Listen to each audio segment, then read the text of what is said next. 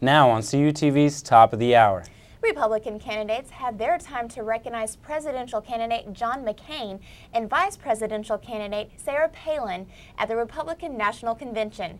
Democratic candidate Barack Obama may have lost the woman's vote for not choosing Hillary Clinton as a running mate. Plus, NBA basketball is returning to the Ford Center in Oklahoma City.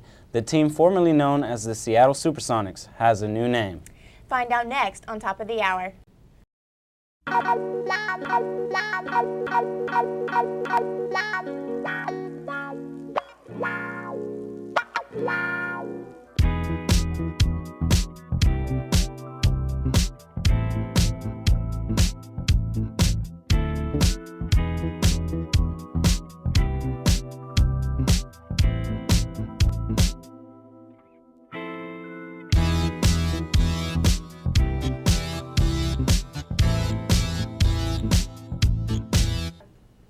Alaska Governor Sarah Palin introduced herself to millions of Americans watching the Republican National Convention on Wednesday.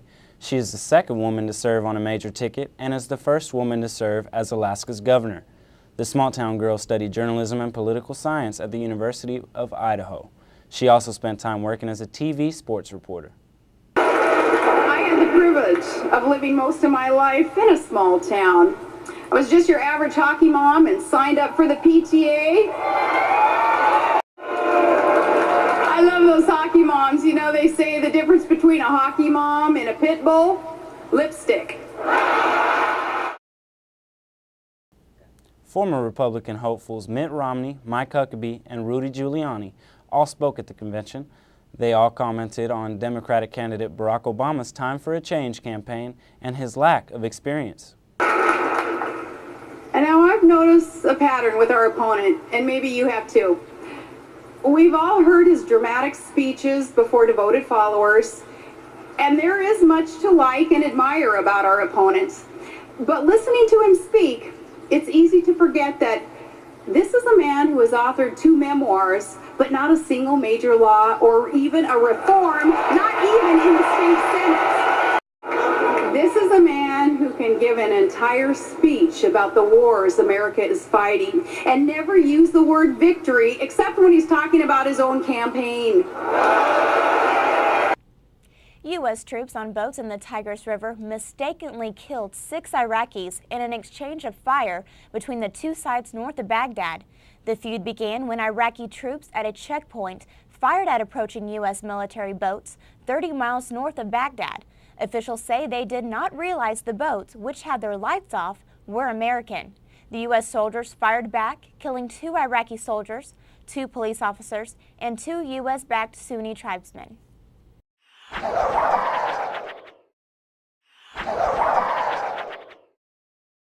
The Oklahoma City Thunder will be heard all around a state that has been anticipating a home NBA team for several years.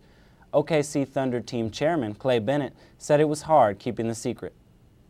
A California elementary school teacher is on leave after police say she was teaching class drunk. Fellow staff members of Schallenberger Elementary School in San Jose called police after becoming concerned the female teacher was inebriated. Police say the teacher, who was not being identified, had slurred speech and was stumbling. A chemical test came back with an alcohol level of 0.08, more than double the state's legal limit. The woman wasn't arrested, but under California law, it is a misdemeanor to be under the influence of any intoxicating liquor, drug, or controlled substance in a state rendering a person incapable of caring for the safety of himself or others. A tropical storm triple threat is rolling through the Atlantic. Hannah leads the way, followed by Ike and Josephine. Hannah is currently passing through the Caribbean with winds up to 60 miles per hour, but remains a tropical storm since it continues to be under 75 miles per hour. The storm is headed northwest towards the east coast at about 10 miles per hour, but Ike has grown into the 5th hurricane this season with winds surpassing 80 miles per hour. Hurricane Ike will continue to head west until Friday, then drop south into the Caribbean by Saturday morning. Tropical storm Josephine is still far east in the Atlantic Ocean. Police are investigating suspicious activity at a home just south of the Mexican border. Authorities found a group of men digging a secret tunnel to the United States, complete with lights, an elevator, and air conditioning. According to Baja California State Police, they raided the house and found workers 20 feet underground, digging a tunnel with picks and shovels.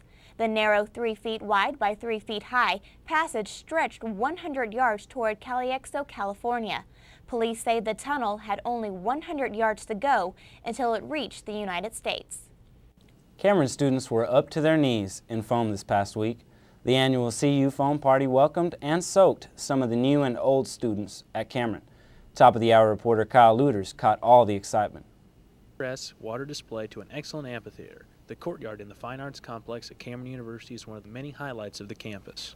However, on Thursday night, it was transformed into a place of lights, music, and foam. PAC put on its annual foam dance party Thursday night with students arriving at 9 p.m. Students enjoyed a wide variety of music, lighting shows, and of course, the foam. There was also a concession trailer on site for students to purchase snacks at. PAC members Cody Matlott and Ryan Foss described planning this year's event.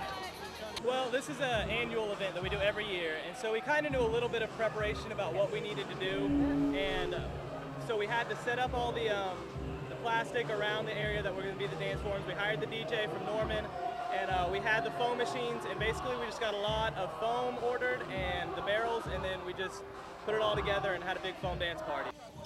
Many students took the opportunity to meet new people, chat with old friends, and even get in on a dance or two. Students Carrie Murphy and Taylor Brunwell describe what their favorite part of the dance was. Foam party, just hanging out with friends, you know, dancing, getting all foamed up. It's just good times. The foam, man! As you can see, everybody's having a really good time out here at the Foam Party Dance. PAC is putting on another great event. For Top of the Hour, I'm Kyle Luter. Now on to our entertainment segment. Mexican-born animator Bill Melendez died Tuesday at St. John's Hospital in Santa Monica. The 91-year-old artist voiced Snoopy's howls and sighs on Peanuts, and is also responsible for bringing A Charlie Brown Christmas and many other Peanut specials to television. Melendez began at Disney and worked on classics like Fantasia and Pinocchio. By 1941, he brought to life the voice of Bugs Bunny, Daffy Duck, and Porky Pig. Making the band Fours one of MTV's longest-running reality shows, the cameras followed two groups selected by executive producer Sean Diddy Combs on previous seasons. Female group Danny Kane performed their new single, Damaged, at Youngstown University this past weekend. Member Aubrey O'Day managed to perform a damaging stage dive.